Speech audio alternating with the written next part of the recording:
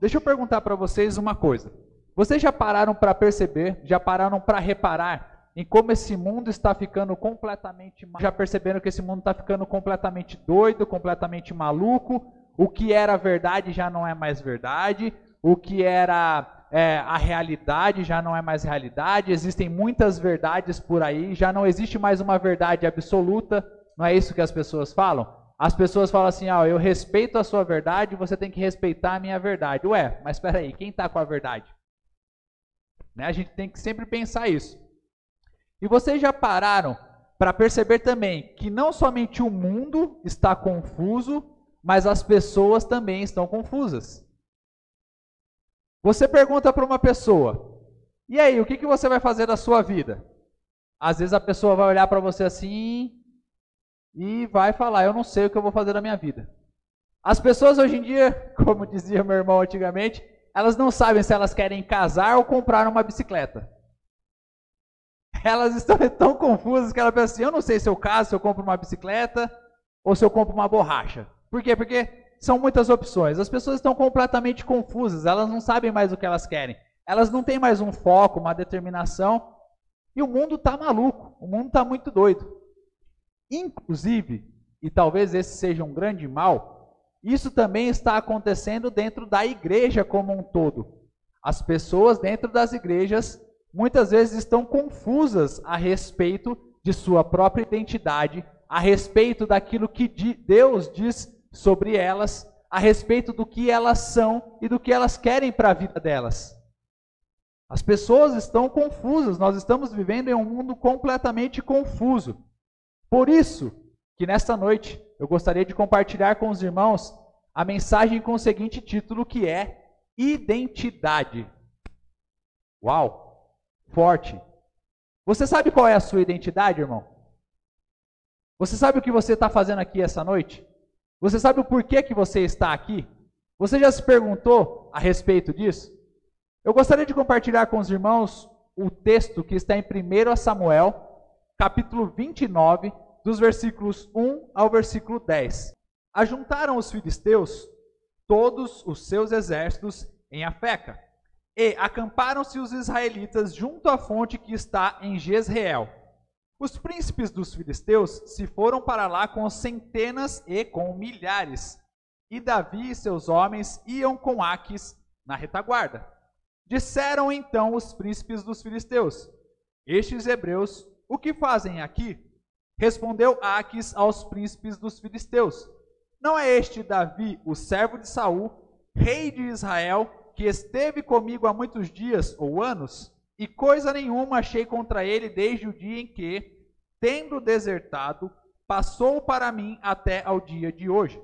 Porém, os príncipes dos filisteus muito se indignaram contra ele, e lhe disseram: faze voltar este homem para que torne ao lugar que lhe designaste, e não desça conosco à batalha, para que não se faça nosso adversário no combate. Pois, de que outro modo se reconciliaria com o seu senhor? Não seria, porventura, com as cabeças destes homens? Não é este aquele Davi de quem uns aos outros respondiam nas danças, dizendo: Saul feriu aos seus milhares, porém Davi os seus 10 milhares? Então Aquis chamou a Davi e lhe disse: tão certo como vive o Senhor, tu és reto, e me parece bem que tomes parte comigo nessa campanha, porque nenhum mal tenho achado em ti, desde o dia em que passaste para mim até ao dia de hoje. Porém, aos príncipes não agradas.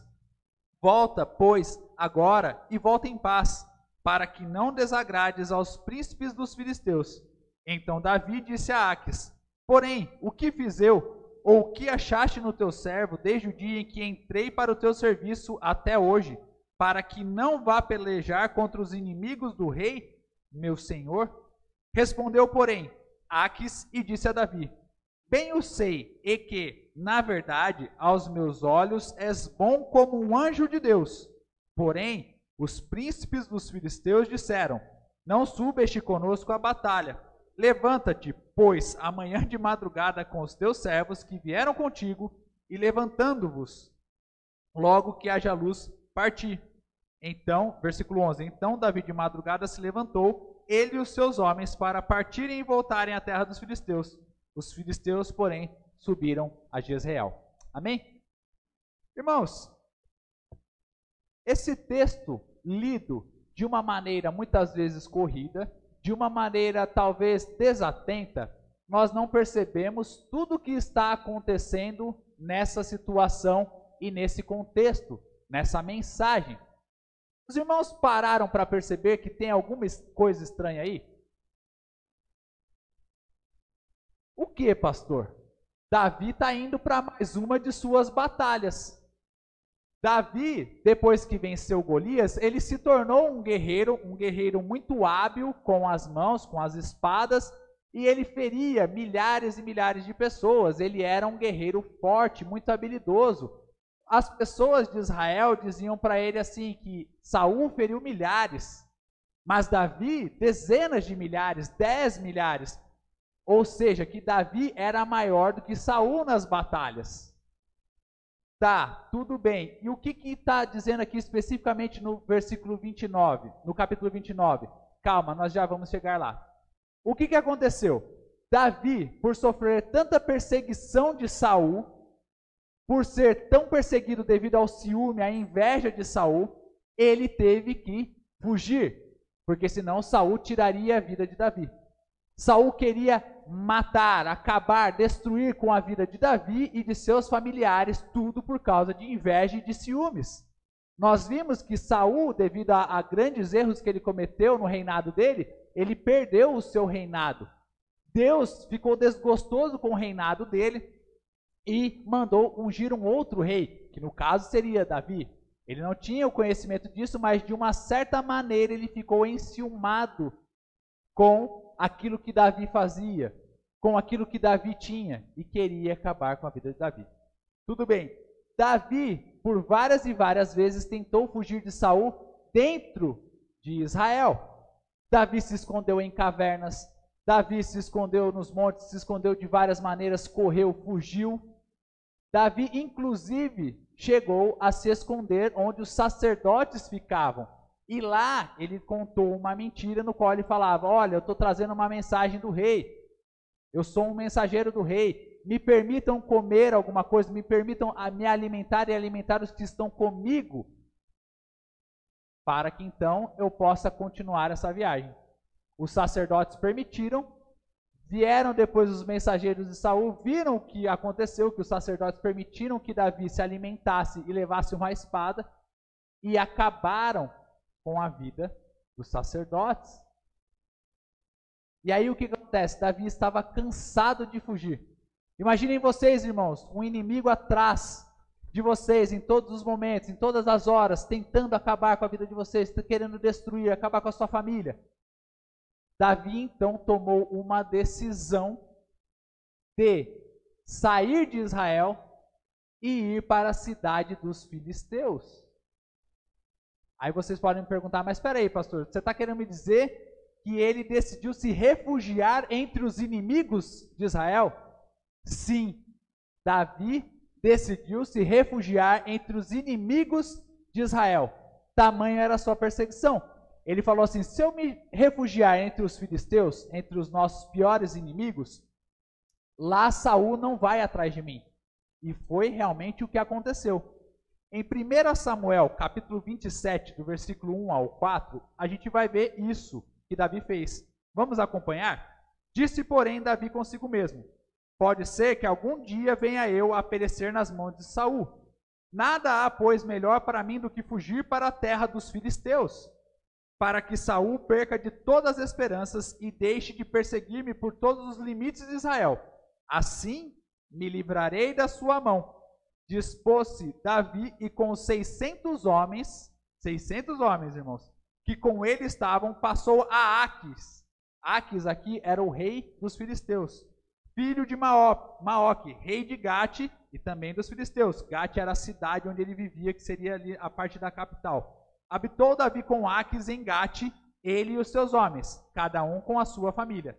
Davi com ambas as suas mulheres, Ainoã, a Jezreelita, e Abigail, a viúva de Nabal, o Carmelita, avisado Saul de que Davi tinha fugido para Gate, desistiu de o perseguir. Então veja, ele teve que tomar uma medida extrema de fugir para a terra dos inimigos, para que Saul, que era o seu rei, o seu amigo, desistisse de perseguir ele, de tentar acabar com a vida dele. Davi morou com os filisteus e serviu o rei Aques por 1 ano e 4 meses. Isso também está no capítulo 27. Tá? Nós vemos isso. E aí o que aconteceu? Você mora tanto tempo entre eles, você começa a servir os inimigos. Você começa a ser servo deles, ser um vassalo deles. E foi isso que aconteceu com Davi. E nessa batalha específica do capítulo 29, Davi estava indo para mais uma de suas guerras contra os israelitas. A gente pode ver aqui no versículo 1 do capítulo 29. Ajuntaram os filisteus todos os seus exércitos e acamparam-se os israelitas junto à fonte que está em Jezreel. Já imaginaram isso, irmãos? Davi, um soldado do Deus vivo, Davi, um soldado do exército de Israel, o melhor entre eles naquela época, tendo que ir para a batalha contra o seu exército, contra o seu rei, que seria Saul, e por que não dizer contra o exército do Deus vivo, ou indo numa batalha contra o próprio Deus?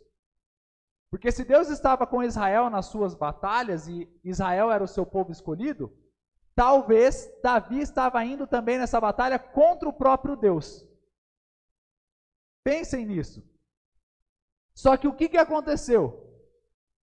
Os filisteus, os príncipes dos filisteus, as autoridades, olharam assim e falaram: opa, peraí. Quem que é esse cara aí, Aques? Rei, quem que é esse camarada aí?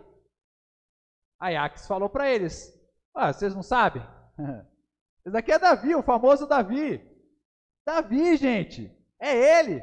Ele está do nosso lado. Aí os príncipes não são bobos nem nada, eles falaram assim: não, peraí. Como assim Davi está do nosso lado agora, do nada? Não é ele que cantavam nas canções: Davi matou dezenas de milhares do nosso povo? Calma aí, rei, tem alguma coisa errada aí. Tem caroço nesse angu. Tem coelho nesse mato. Tem alguma coisa errada aí. Esse cara não pode ir com a gente não para a batalha. Aí eles falaram o quê? Manda Davi embora. Aques, que era o rei, e gostava de Davi por todo o caráter dele, pela decência dele, por ser um bom servo, falou assim: mas calma, gente, ele está comigo 1 ano e 4 meses. Até agora ele não fez nada de errado, não aconteceu nada, ele não matou nenhum filisteu, ele não fez nada de errado. Ele tentou insistir, mas aí os príncipes falaram para ele o seguinte: não vai dar para Davi lutar com a gente não, nem ele, nem os outros 600 que estão acompanhando ele. Essa tropa toda aí vai fazer o quê? No meio da batalha, eles vão se virar contra a gente, vão nos matar, vão arrancar as nossas cabeças, que é o que diz o texto. E qual é a melhor forma dele se reconciliar com o rei dele do que matando a gente e entregando as nossas cabeças? Manda esse cara embora. Aí Aques foi até Davi e falou assim: então, Davi, você é muito gente boa, eu gosto muito de você, você é meu amigão, tamo junto, mas nessa batalha os príncipes não querem que você vá, porque eles têm medo daquilo que você pode fazer conosco. E vejam, irmãos, a provisão e a intervenção divina que eu vejo nesse caso específico de Davi. Talvez esse seria um erro e um pecado tão grande na vida de Davi, e Deus não permitiu que isso acontecesse, que ele viria se arrepender depois amargamente. E Deus não permitiu que acontecesse, porque ele estava completamente confuso, ele estava completamente perdido com o que ele estava fazendo. Aques mandou ele embora, ele se foi para a sua cidade novamente em que ele estava morando, que era Ziclag, que era uma das cidades dos filisteus. Tá, pastor, legal. Mas quais são as lições, quais são os pontos, quais são as implicações que nós podemos tirar desse texto para as nossas vidas? A primeira delas é que,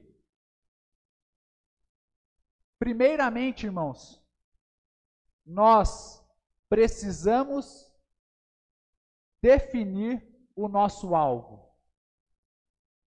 Nas batalhas que nós enfrentamos, nós precisamos definir o nosso alvo. Nós precisamos identificar o que nós estamos fazendo. Nós precisamos olhar em todos os momentos se nós não estamos perdidos, confusos, assim como Davi estava. Em meio a tantas batalhas, em meio a tanta perseguição, Davi ficou o quê? Desnorteado.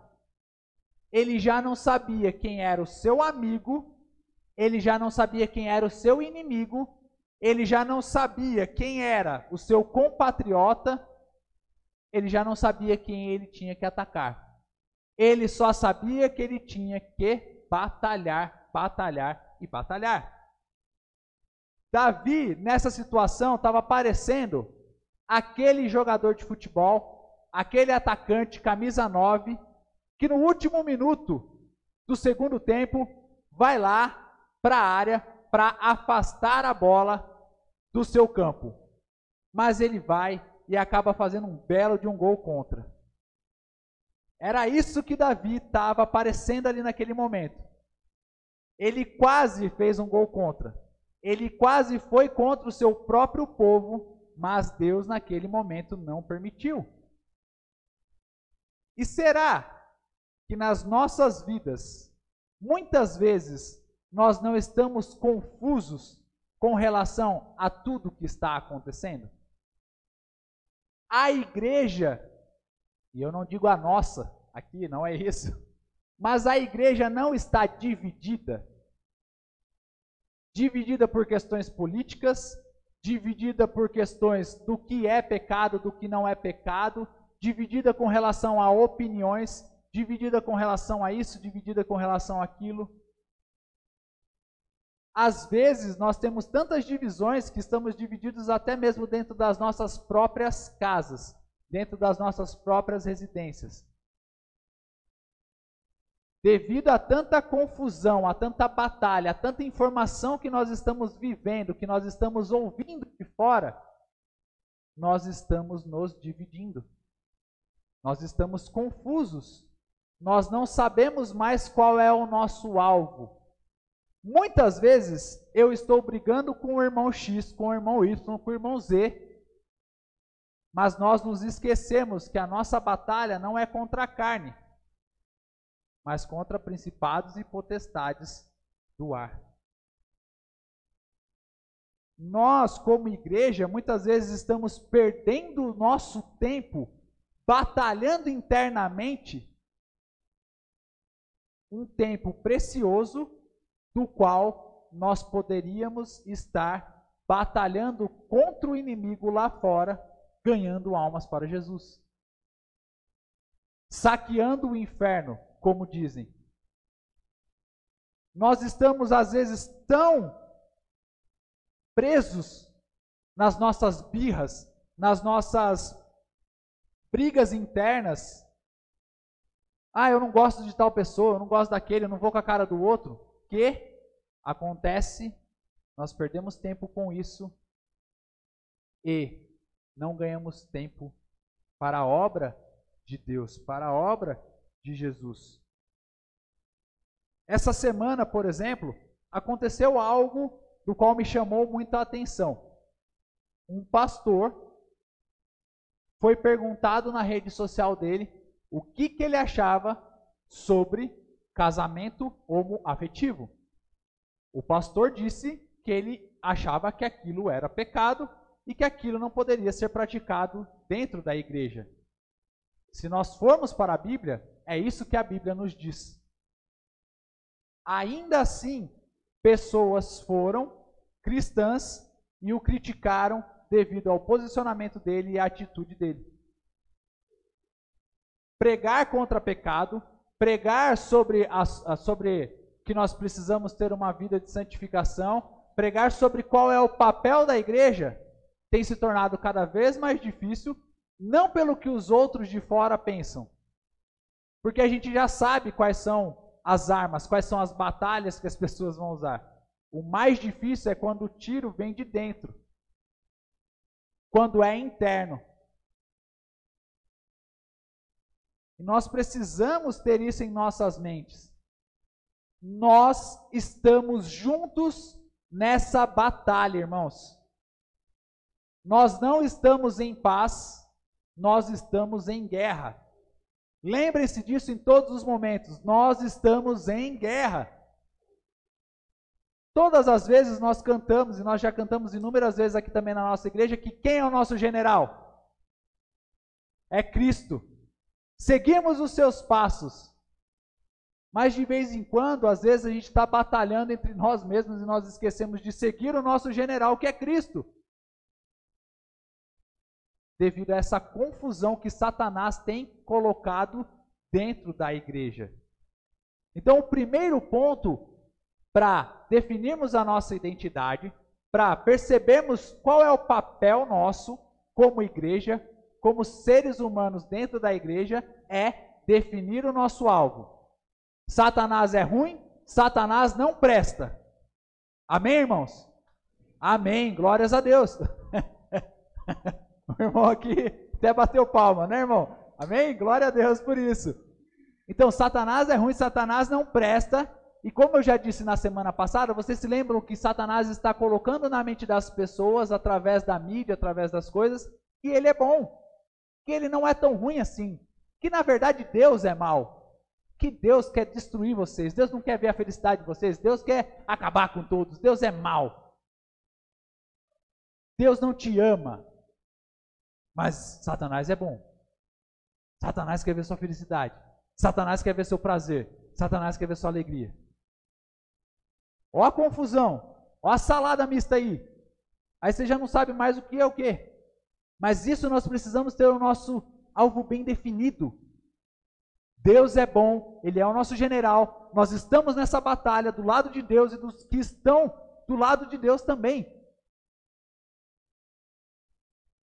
Vamos firmes, juntos, nessa batalha, definindo o nosso alvo, para que a gente não fique perdido. E sempre pensando o que eu estou fazendo da minha vida, o que eu estou fazendo no lugar onde Deus me colocou. O segundo segundo ponto, nós precisamos definir a nossa identidade em Cristo. Definimos o nosso alvo. Sabemos o lado bom e o lado mal. Sabemos quem é o vitorioso, quem é o perdedor. E uma vez que pegamos essa informação, de qual lado nós vamos ficar e qual vai ser a nossa identidade em Cristo. Você sabe quem Cristo? Vocês sabem o que Cristo pensa de vocês, irmãos? Irmãos, vocês sabem qual é a identidade de vocês em Cristo?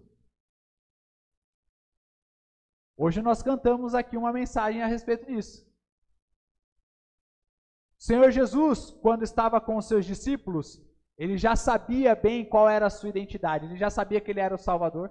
Ele já sabia que ele era o caminho, o único caminho para ir para o Pai. Mas mesmo assim, ele fez um teste com os seus discípulos e perguntou: quem o mundo diz que eu sou? Aí os discípulos disseram: alguns dizem que tu és o profeta, alguns dizem que tu és o Messias, alguns dizem que inúmeras coisas que o mundo dizia a respeito de Cristo. E aí Cristo veio com a pergunta: mas quem vocês dizem que eu sou? Ah, tu és o Cristo, o Filho do Deus vivo. Foi o que Pedro respondeu. Aí Jesus falou assim: muito bem, Pedro. Pois disseste, não pela sua boca ou pela sua carne, mas através do Espírito Santo de Deus. E aí, por que eu estou dizendo isso, irmãos? Eu queria que nessa noite nós parássemos para refletir e pensar o que o mundo diz de nós e o que Cristo diz sobre nós. E o que nos importa? A nossa identidade em Cristo e não com relação ao mundo. Davi já não tinha mais pátria. Davi já não tinha mais passaporte. Ele não podia ir para lá, para cá, para Israel, ficar à vontade, porque ele era um fugitivo. Davi talvez não tivesse nem mais RG. Davi estava perdidão. Ah, me chamou para a batalha, eu estou indo. E isso muitas vezes está acontecendo também com a igreja.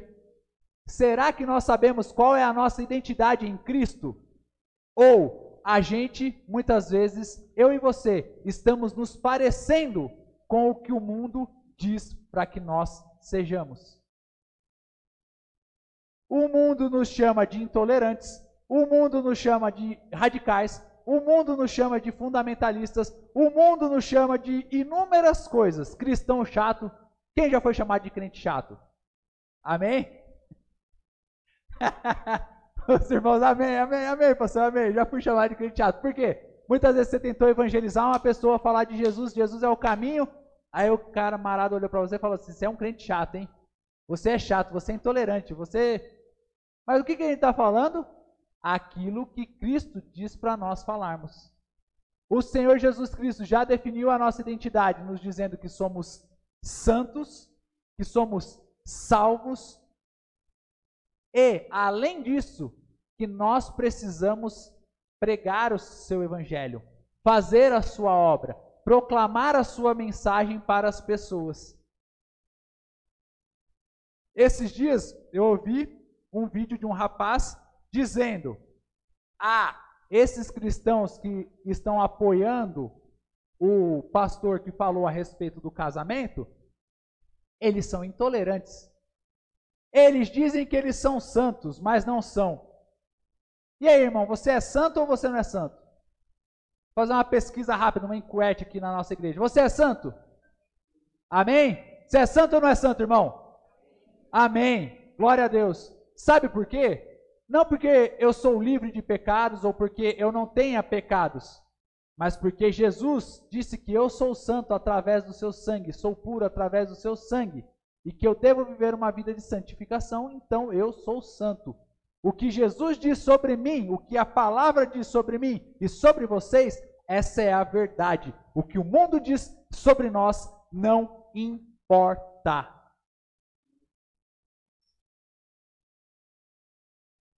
Porque muitas vezes também estamos confusos, ficamos com medo, talvez até mesmo ressabiados, de vir para a igreja, carregar uma Bíblia debaixo do braço, falar de Jesus com as pessoas, falar o que eu penso sobre determinado assunto, ou o que a Bíblia diz sobre determinado assunto, porque o mundo está nos pressionando cada vez mais, e nós estamos com medo do mundo.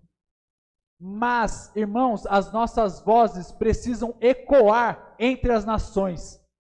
As nossas vozes precisam ser ouvidas por este mundo, sim.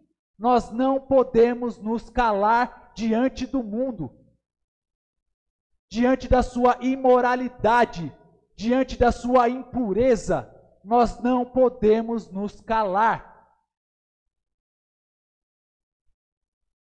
Ou nós entendemos que nós somos o baluarte da verdade de Deus nessa terra, ou nós vamos continuar calados, brigando uns contra os outros, ao invés de pregar a verdade, que é Jesus para as pessoas. Essa é a nossa identidade, essa é a nossa batalha, isso é o que nós somos.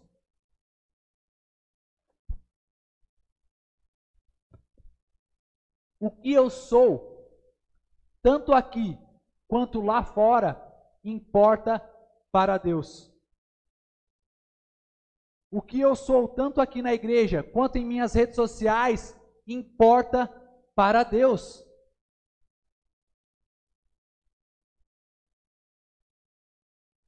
As nossas redes sociais é uma ótima forma de evangelizar as pessoas, falar de Jesus, mostrar Cristo para esse mundo que está tão perdido. Enquanto o mundo só coloca bobeira, infantilidade nas redes sociais, futilidade nas redes sociais, nós, como servos de Cristo, sabendo da nossa identidade, nós precisamos proclamar o Evangelho, que é o que essa igreja aqui tem feito através das suas redes sociais. Na nossa vida, com os nossos familiares, nós sabemos a nossa identidade e precisamos ser luz dessa terra. A igreja, irmãos, não pode ser morna. A igreja tem que ser quente, fervendo, mas muito quente mesmo, fervendo, distribuindo abraços, distribuindo aperto de mão. Agora não, calma, deixa eu corrigir isso daqui. Não, depois alguém vem e fala, ó, o pastor lá manda a gente fazer coisa errada. Por enquanto não distribuindo abraços nem aperto de mão, só soquinhos, tá bom? Ou algum, opa irmão, Paz do Senhor Jesus, tudo bem? Mas nós precisamos ser quentes. Jesus está voltando. Se nós acreditamos nessa verdade, nós precisamos ser quentes. Jesus falou para a igreja do Apocalipse: vocês não são frios nem quentes, vocês são mornos. Melhor seria que vocês fossem frios. Porque se vocês fossem mornos, porque como vocês são mornos, eu estou a ponto de vomitar vocês da minha boca. A igreja tem que salgar essa terra. A igreja precisa iluminar este mundo. E nós estamos nos permitindo, muitas vezes, que o mundo venha palpitar, venha opinar a respeito daquilo que nós pensamos, fazemos, agimos, quais são as nossas atitudes. O mundo tem ditado a moda da igreja, o mundo tem ditado o que nós fazemos. Quando antigamente era a igreja que determinava a respeito do mundo o que deveria fazer.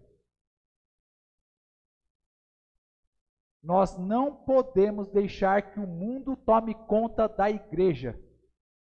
Jamais, jamais.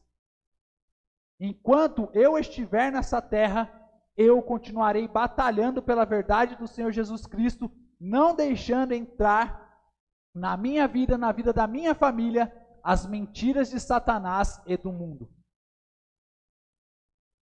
Essa é a nossa identidade. Porque por último, irmãos, eu já estou quase encerrando, nós precisamos redefinir em todos os momentos e nos lembrar de quem nós servimos. Davi estava tão confuso novamente aqui na situação dele, coitado, que ele já não sabia mais quem ele servia. Ele estava defendendo o rei dos filisteus, e ele mesmo tratava o rei dos filisteus como seu senhor. Vamos dar uma olhada nos versículos 8 e 9. Então Davi disse a Aquis: porém o que fiz eu? Ou o que achaste no teu servo? Ele já estava se colocando, ele se colocava como servo ali de Aquis, o que era algo comum da época, sim, tá? Todas as vezes que você vê aqui na Bíblia um pedindo a ajuda do outro, ele se colocava como servo daquela pessoa. Desde o dia em que entrei para o teu serviço até hoje, para que não vá pelejar contra os inimigos do rei, meu senhor? Espera aí, Davi, quem é o seu senhor? A quem você está servindo, Davi? Para que lado você está batalhando? O que está acontecendo com você? Esse Davi, ele estava indo contra o exército do Deus vivo. Quando foi batalhar com Golias, Golias estava fazendo o quê? Proferindo coisas, injúrias, calúnias, difamação contra o exército do Deus vivo. Ah, esses filisteus fracos, esses israelitas fracos, esses israelitas que não aguentam uma batalha contra mim, vem qualquer um que eu enfrento todo mundo. Davi ficou enfurecido naquele momento, ele ficou irado, num bom sentido, porque ele pensou: quem é esse filisteu, quem é esse incircunciso, para que se levante contra o exército do Deus vivo? Mas aqui neste momento, ele está falando: meu senhor, Aquis, eu estou batalhando por você, vamos lá, eu estou junto, vamos batalhar. Ele se esqueceu de que ele estava servindo, devido a tantas perseguições, devido a tantas batalhas. Mas nós nunca podemos nos esquecer independentemente das situações que venham a acontecer nas nossas vidas, de quem nós servimos ou a quem nós servimos. Em todos os momentos nós temos sempre que nos lembrar que o nosso general é Cristo. O nosso general não é o pastor Hudson. O nosso general não é o irmão Otacílio. Eu não estou aqui na igreja por causa do pastor Hudson, por causa do irmão Otacílio. Nós estamos aqui por causa do nosso general, que é Cristo. Amém, irmãos? Podem aquelas pessoas no churrasco falar assim, você vai lá na igreja, né? Ei, o pastor lá de vocês, rouba também. Isso aí acontece direto comigo. Aí às vezes quando eu falo para a pessoa, é que eu sou o pastor. Aí o pessoal, então, o futebol, você viu? Aí o pessoal dá uma mudada na situação, né? Mas irmãos, sempre vão falar contra a igreja de Cristo e contra Cristo. Sempre. Sempre vão ter problemas na igreja? É claro que sempre vão ter problemas na igreja. O próprio Jesus Cristo, há 2000 anos, disse que entre o trigo haveria o joio. A gente não tem que se importar com o que dizem, a gente não tem que se importar com o que as pessoas falam, nós sempre temos que lembrar a quem nós servimos. Não temos que nos importar com o que acontece no meio da igreja, nós temos que nos importar com o que acontece a respeito de Jesus. É lógico que temos sempre, a gente tem que olhar se está acontecendo alguma coisa de errado, não é isso que eu estou falando. Mas, se acontecer alguma coisa, eu sempre olharei para Cristo. Sempre olharei para Cristo. Nós somos falhos, nós somos imperfeitos. Tentamos a santificação e somos santos de acordo com o que Jesus Cristo disse sobre nós. Mas sempre vamos ter falhas. Um dia ou outro eu vou estar mal-humorado. Mas nós servimos a Cristo. Esse é o nosso objetivo. Essa é a nossa identidade. Somos servos do Deus vivo. Não é um Deus morto. Não acharam a sepultura de Jesus. Não acharam o corpo de Jesus. Não acharam os ossos de Jesus, porque Ele vive. E posso crer no amanhã. Que maravilha! E para concluirmos, irmãos, essa mensagem, vamos olhar o texto de 1 Coríntios, capítulo 9, versículos 25 a 27, no qual o apóstolo Paulo nos fala a respeito dessa nossa batalha, a respeito dessa nossa luta, e como podemos nos comportar diante do mundo, diante das coisas que estão ao nosso redor. 1 Coríntios, primeira carta de Paulo à igreja de Corinto, capítulo 9, versículos 25 a 27.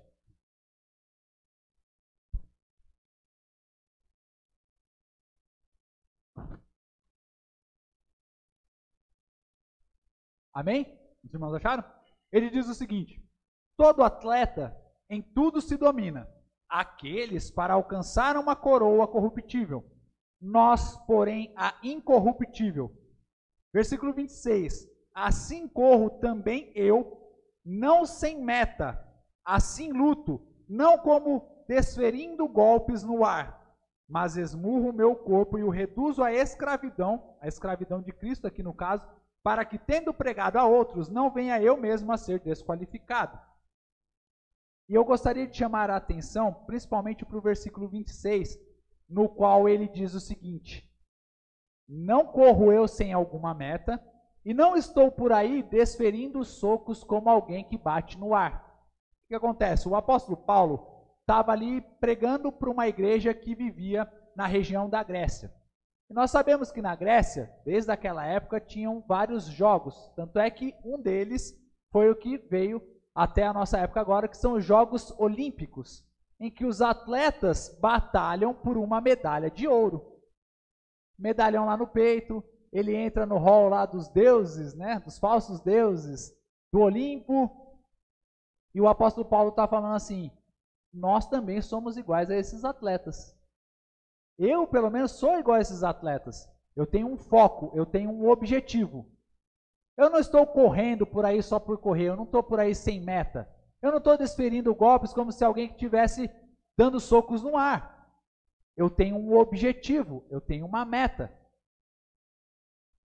E isso precisa ser também o nosso foco e a nossa visão. Nós precisamos sempre pensar: o que eu estou fazendo da minha vida? O que Deus quer da minha vida? Será que eu estou deixando a vida me levar? Ou será que eu estou seguindo os objetivos que Deus tem para mim? Será que eu estou sonhando os sonhos de Deus? Será que eu estou vivendo as metas de Deus para a minha vida? Porque muitas vezes nós encontramos dentro da própria igreja pessoas que estão perdidas, confusas.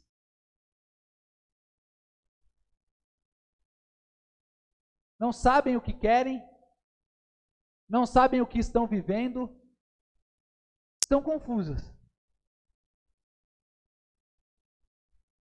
Vamos lá na igreja? Vamos, vamos. Não tem outra coisa para fazer mesmo? Mas o que eu estou fazendo lá na igreja? O que eu estou indo fazer lá? O que eu estou vivendo na minha vida? Será que eu sou cristão? Será que eu não sou cristão? O que eu sou? Quem eu sou? Porque não tem a sua identidade definida. Por isso, irmãos, há uma aplicação para essa semana.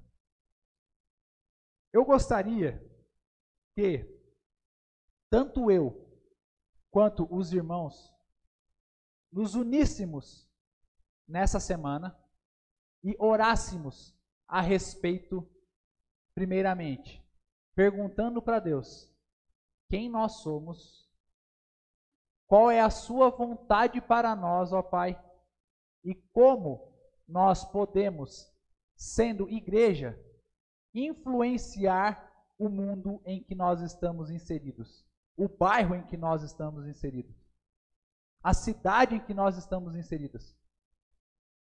Se Deus nos colocou nessa igreja, irmãos, algum objetivo Ele tem para as nossas vidas. Nós não estamos aqui por acaso, não estamos aqui por acaso.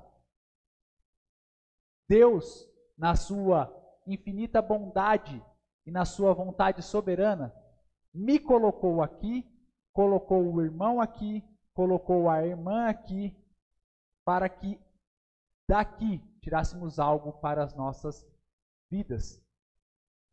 São inúmeras igrejas que tem por aí, irmãos. Até o reverendo Willis compartilha bastante. Quando nós viemos para Mogi, eram 5 ou 6 igrejas, agora tem mais de 300, 400 igrejas aqui em Mogi. Dessas milhares de igrejas que tem, por que Deus nos colocou aqui? Qual é o nosso papel aqui?